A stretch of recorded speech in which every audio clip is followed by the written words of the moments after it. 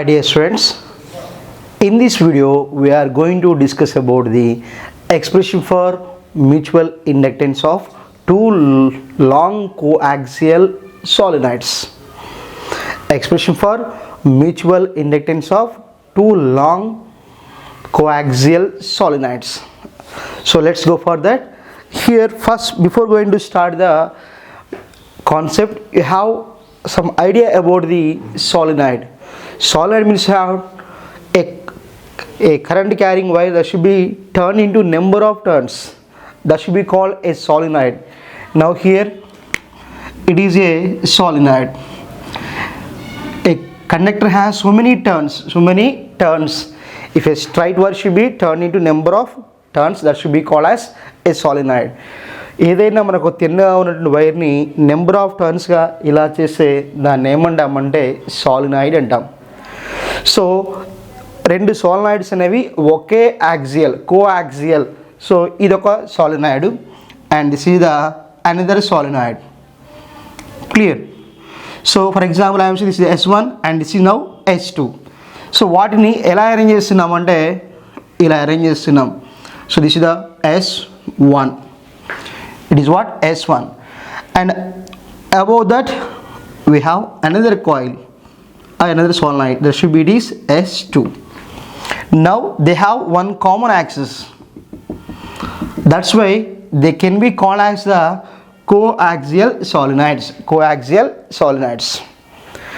So మనకి రెండు సాలినాయిడ్స్ తీసుకున్నప్పుడు ఒకే యాక్సిస్ రెండింటికి కామన్గా ఉంటే వాటిని మనం కోయాక్సియల్ సాలినాయిడ్స్ అని అంటాము. సో వీటి గురించి డిస్కస్ చేయడానికి ముందు మనకి ఒక విషయం పట్ల క్లారిటీ ఉండాలి. ఏంటంటే when the current is passing through a solenoid, then the solenoid can be behaves like a magnet. ఒక సాలినాయిడ్ నుంచి కరెంట్ సప్లై వెళుతున్నప్పుడు ఒక మ్యాగ్నెటిక్ ఫీల్డ్ అనేది దాని చుట్టూ జనరేట్ అవుతుంది. ఒక సాలినాయిడ్కి మనం ఎలా అయితే మ్యాగ్నెటిక్ ఫీల్డ్ లైన్స్ ఉంటాయో అవి ఒక బార్ మ్యాగ్నెట్కి ఎలా మ్యాగ్నెటిక్ ఫీల్డ్ లైన్స్ ఉంటాయో రెండు సేమ్ ఉంటాయి. సో కాబట్టి when the current is passing through a solenoid that should be acts as a bar magnet. So ఇక్కడ ఒక డయాగ్రామ్ ఉంది చూడండి. సో నౌ ఈ డయాగ్రామ్లో ఈ టర్న్స్ ఏంటి? It is a solenoid. It is what? ఇది మొత్తం సాలినాయిడ్. సో ఇక్కడ the current is moving like this. So current అనేది సాలినాయిడ్ నుంచి మూవ్ అవుతుంది. ఇలా చూపిస్తున్నాను, కరెంట్ అనేది ఇలా మూవ్ అవుతుంది. సో కరెంట్ మూవ్ అవుతున్నప్పుడు ఇక్కడ ఇదేమో నార్త్ పోల్ యాక్ట్ అవుతుంది, ఇదేమో సౌత్ పోల్ యాక్ట్ అవుతుంది. క్లియర్? సో మనం మ్యాగ్నెటిక్ ఫీల్డ్ లైన్స్ ఇలా చూపిస్తున్నాం. క్లియర్? సో ఇవి magnetic field lines. Okay? So అంటే this is the north. When the current is passing through a solenoid, one should be acts as the north pole, one end should be acts as the south pole, and obviously the field lines are moving from north to south and outside the solenoid and north to south. Inside the solenoid they can move from south to north. So మనం bar magnet తీసుకున్నప్పుడు కూడా magnetic field lines అలానే ఉంటాయి. So outside the magnet they can move from north to south and inside the magnet they can move from south to north. So కాబట్టి ఒక solenoid చుట్టూ సాలినాయిడ్లో current వెళుతున్నప్పుడు obviously దాని చుట్టూ మ్యాగ్నెటిక్ ఫీల్డ్ లైన్స్ అనేవి వెళతాయి. సో కాబట్టి ఒక మ్యాగ్నెట్ లాగా యాక్ట్ అవుతుంది. సో ఇప్పుడు నేనేమంటున్నానంటే దీన్ని S2 అన్నాను. క్లియర్? మనం తీసుకున్నట్లే S2 అన్నాను. సో ఇది S2 అనేది మనకి ఒక సాలినాయిడ్. క్లియర్? దాని నుంచి కరెంట్ సప్లై అవుతుంది. అప్పుడు దానివల్ల ఏమైంది? మ్యాగ్నెటిక్ ఫీల్డ్ లైన్స్ జనరేట్ అవుతుంది. ఇక్కడ చూపిస్తుంది చూడండి, ఇవే మ్యాగ్నెటిక్ ఫీల్డ్ లైన్స్. దాని లోపల మనము ఇంకోటి ఉంచుతున్నాం. That is what? S1. అంటే ఫస్ట్ మనం తీసుకున్నటువంటి ఇది S2లో ఇక్కడ చూడండి, ఇది S2లో కరెంట్ సప్లై జరుగుతున్నప్పుడు ఏమవుతుంది? మ్యాగ్నెటిక్ ఫీల్డ్ లైన్స్ అనేవి ఇలా వెళుతున్నాయి. ఓకేనా? సో ఆ మ్యాగ్నెటిక్ ఫీల్డ్ లైన్స్ మనకి దేని నుంచి వెళుతున్నాయి? S1 గుండా వెళుతున్నాయి. అంటే S2లో కరెంట్ ఉన్నప్పుడు దానివల్ల వచ్చేటువంటి మ్యాగ్నెటిక్ ఫీల్డ్ లైన్స్ అనేవి దేని నుంచి వెళుతున్నాయి? S1 నుంచి వెళతాయి. సో కాబట్టి when the current is passing through the S2 solenoid, here I am showing that here this is the now this black color line is the it is what S1 first solenoid, and this blue color is what is second solenoid. When the current is passing through the second solenoid, the magnetic field lines are generated, and those magnetic field lines are passing through the S1. And what we know, the magnetic field lines passing through particular area is what we call flux. That's why here there is some flux linked with the S1, that should be written as pi is equals to BA cos theta. ఇప్పుడు విషయానికి వద్దాం. ఇక coming to the point here what I'm going to say, ఇక్కడ మనకి secondary coil ఉంది, అది secondary solenoid. So దాన్ని ఇలా డ్రా చేస్తున్నాను. దీని యొక్క నెంబర్ ఆఫ్ టర్న్స్ అనేవి మనకి we are taken number of turns are n2. So this is what I am going to say S2. Clear? So S2 lo unna turns anni n2, and now here n2 is nothing but here number of turns in particular length. Small n is what? Number of turns in particular length. So ikkada L అనేది length of the solenoid. So దాని లోపల ఇంకో solenoid ఉందనుకుంటున్నాం, దాన్ని ఏమన్నాం మనం S1 అన్నాం. So దాని యొక్క number of turns N1. Number of turns of the solenoid in particular length should be taken as N1 by L. N2 is what? Number of turns in the S2. N1 is what? Number of turns in the S1. N1 by L అంటున్నాను. Small n1 అంటే number of turns in particular length, small n2 అంటే number of turns in particular length. అంటే S1 S2 రెండు same length ఉన్నాయి. Okay, so ఇప్పుడు ఏమంటున్నానంటే I2 is the current, I2 is current passing through S2. So మనకు formula ఉంటుంది, magnetic induction due to a solenoid μ0 Ni, B is equals to μ0 Ni. Here μ0 is the permeability in free space, n అంటే number of turns in length, and I is what?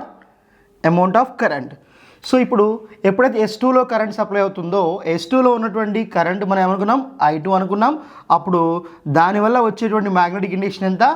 So దాన్ని నేను ఇక్కడ B2 అని రాస్తున్నాను. B2 is equals what? μ0 N and I2. So ఇక్కడ ఏం రాయాలి? N2 రాయాలి. B2 is equals to μ0 N2 I2. This is what? Magnetic induction due to the S2. Magnetic induction due to S2. So ఎప్పుడైతే magnetic induction create అవుతుందో దాని యొక్క field lines అనేవి దేని గుండా పోతాయని చెప్పాను? The field lines are passing through the S1. Field lines passing through the S1. కాబట్టి we can write flux through the S1. S1 is equals to, we can write here, what do you have formula? Pi is equals to BA. So కాబట్టి ఏం రాస్తున్నాను? B2A. S1 is equals to what? B2A. అప్పుడు S1 is equals to here, what is B2 value? μ0 N2 I2. Clear? So the flux through the what is S1, flux through the S1, దాన్ని ఇక్కడ pi1 అని రాస్తున్నాను. pi1 is equals to μ0 N2 I2 into A. So ఇక్కడ A అంటే ఏంటంటే area of the turn, coil ఉంది కదా, ఈ టర్న్ ఉంది కదా, దాని యొక్క ఏరియా. సో దాన్ని మనం ఏం రాస్తాం? సర్కిల్లా ఉంది కాబట్టి we can write pi1 is equals to μ0 N2 I2. A means what? πr². ఎందుకు? మనకి సర్కిల్ లాగా ఉంది కాబట్టి. సో అప్పుడు pi1 is equals to here μ0 N2 I2 πr. So నేను ఇక్కడ N2 అంటే ఏమన్నాను? Number of turns. So N2 by L. So that is into I2 πr². So this is what? Flux linked with the S1. So ఇది మనం ఒక turn తీసుకున్నప్పుడు ఇది flux అవుతుంది. దాంట్లో ఉన్న నెంబర్ ఆఫ్ టర్న్స్ ఏమనుకున్నాం మనము? So this is the flux linked with the only one turn. So number of turns మనం కన్సిడర్ చేస్తే అప్పుడు ఎలా రాసుకోవచ్చు అంటే we can write like this, pi1 is equals to mu naught n2 I2 pi r square, I2 pi r square by L. So this is for what? Only when we have one turn. The solenoid has only one turn. But how many turns are there here? Yes. How many there? N1. So that's why here N1 of mu naught N2 I2 pi r square by L. Then we can write pi is equals to mu naught N1 N2 I2 pi r square by L. This is the flux linked with the solenoid 1. So మనకు formula తెలుసు ఏంటి? Pi is proportional to I and pi is equals to mi. Pi is equals to mi. So కాబట్టి ఇక్కడ flux is nothing but what is mi we can write. So here flux nothing but what is mi2. దీనివల్ల వస్తుంది mi2. So mi2 is equals to here mu naught n1 n2 pi r square by s L into I2. I2 cancel. Then mu is equals to what? Mu naught n1 n2 pi r square by L. So this is the mutual inductance. Mutual inductance of two long coaxial solenoids. Two long coaxial solenoids. So ఒకసారి జాగ్రత్త చూడండి. మళ్ళీ మనకి S2 అనేది number of turns ఉన్నాయి, ఎన్ని N2. దాన్ని మనం ఏం రాస్తున్నాం? N2 is equals to N2 by L. అనగా ఈ పర్టికులర్ లెంత్ ఉన్న number of turns per length N2 by L. So తర్వాత ఏమన్నాం? ఆ సెకండరీ ఏవైతే మనకి సాలినాయిడ్ ఉందో దాని నుంచి వెళ్తున్న కరెంట్ I2 అంటున్నాం. I2 is what? Current passing through the S2. అప్పుడు magnetic induction due to the solenoid formula ఉంది, B is equals to mu naught Ni. So ఈ మ్యాగ్నెటిక్ ఫీల్డ్ దేని వల్ల క్రియేట్ అవుతుంది? సెకండ్ సాలినాయిడ్ వల్ల. కాబట్టి మనం B2 is equals to mu naught N2 I2 అని రాస్తున్నప్పుడు ఈ మ్యాగ్నెటిక్ ఫీల్డ్ వల్ల ఫ్లక్స్ క్రియేట్ అవుతుంది. ఆ మ్యాగ్నెటిక్ ఫీల్డ్ లైన్స్ అనేవి మనకి S1 నుంచి పాస్ అవుతున్నాయి కాబట్టి flux through the S1.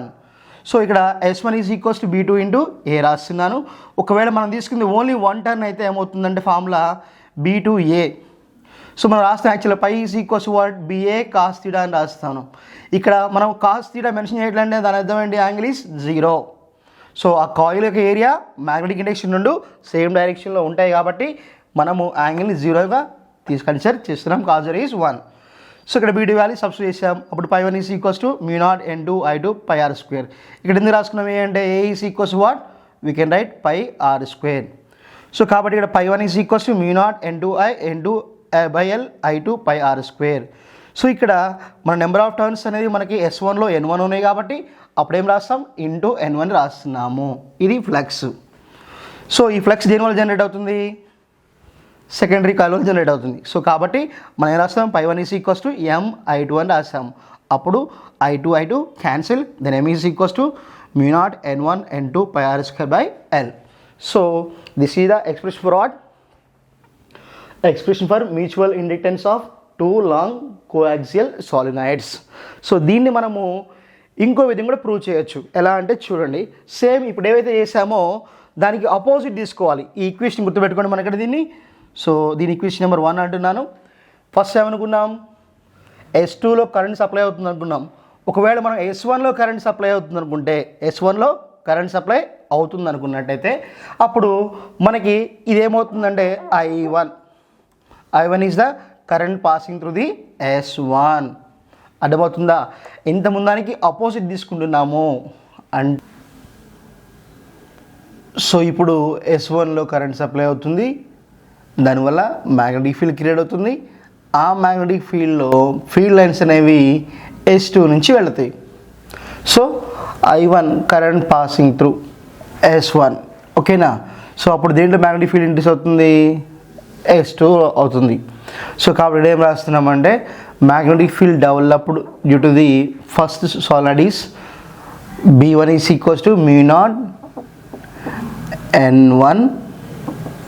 This is now I1. Now flux through the S2. అప్పుడు ఏమవుతుంది? Flux through the S2. That is what I am going to say. S2 pi 2 is equals to here B1A A. So S2 అనేది B1 magnetic ఫీల్డ్లో ఉంది కాబట్టి అప్పుడు ఏమవుతుంది S2 is equals to pi to B1A. So as usual ఇప్పుడు మళ్ళీ ఏమవుతుంది S2 is equals to pi to is equals to B0 N2 I2A.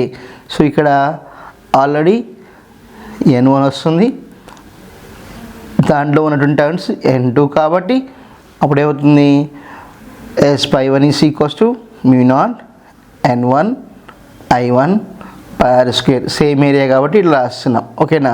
సో ఇక్కడ మళ్ళీ N1 అంటే ఏం రాస్తాం N1/L రాస్తాం. సో ఆల్రెడీ ఇక్కడ మనకి N2 ఉంది. So same thing again here what is pi 2. ఇంతకుముందు ఏమనుకున్నామో దానికి రివర్స్ వస్తుంది అనమాట. So pi 2 this is also pi 2. So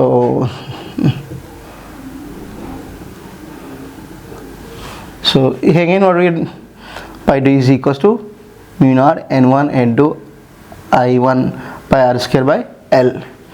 so ఇప్పుడు మళ్ళీ పై 2 ఏమనుకుంటాం m I1 అనుకుంటాం, m I1. అప్పుడు ఇది కూడా I1 క్యాన్సిల్. అప్పుడు ఏమొస్తుంది m is equals to mu0 n1 n2 pi r square by L. So అది ఒకసారి చూడండి మళ్ళీ జాగ్రత్తగా. ఫస్ట్ దానికి రివర్స్ అనమాట. ఇప్పుడు ఏమంటున్నామంటే లోపల ఏవైతే S1 ఉందో దిస్ ఈజ్ S1, దాని number of turns N1 and number of turns per length small n1. So n1/L. దీని నుంచి కరెంట్ సప్లై అవుతుంది. అప్పుడు ఇదేంటి this is S2, same length అనుకోండి S2. అప్పుడు S1లో కరెంట్ వెళుతుంది, దానివల్ల మ్యాగ్నెటిక్ ఫీల్డ్ జనరేట్ అవుతుంది. ఆ మ్యాగ్నెటిక్ ఫీల్డ్ వచ్చే ఫ్లక్స్లో S2 ఉంటుంది. That's the concept here. So simple what you get here B1 is equals to ఇంతకుముందు ఏమన్నాం B is equals to mu0 Ni. So కాబట్టి ఇప్పుడు ఏమవుతుంది B1 is equals to mu0 N1 I1. Clear. So this is the magnetic field due to the S1. Then what you can write pi is equals to BA cos theta or BA. Here cos theta is equals to 1. Then pi here what is flux through the second one. I am going to write pi 2. Pi 2 is equals to B1A. So what is B1? mu0 N1 I1 into A. So this is the magnetic flux through the second one for one turn. If you want to take the total turns, then it is N2. అప్పుడు ఏమవుతుంది pi 2 is equals to mu0. This is small n1 means what? Small n1 means what you can write N1/L, and this is I1 and this is N2. A means what? Pi r square. Area of the one circular coil of the turn of the solenoid. Then pi 2 is equals to what here? mu0 N1 N2 pi r square into I1/L. Clear. So మళ్ళీ ఈ ఫ్లక్స్ని దీనివల్ల వచ్చింది మనకి first coil వల్ల generate అవుతుంది కాబట్టి pi 2 is equals we can write mi2. Then what first coil కాబట్టి mi1. Then mi1 is equals to what this one mu0 N1 N2 pi r square into I1/L. I1 cancel. Then m is equals to mu0 N1 N2 pi r square by L. So now this is the previous case. What it is? Magnetic induction of the mutual inductance of the, as I am going to say 1 2 mutual inductance of the first one because of second one. Now it is M21 mutual inductance of second solenoid with respect to the first one. So you can observe these two, you will get the same thing. So M12 mutual inductance of the first solenoid due to the second one. M2 mutual inductance of the second solenoid with respect of first solenoid. So we can observe these two, we get the same thing. M1 is equals to M2. So this is about the mutual inductance of two long coaxial solenoids. Okay, thank you for watching.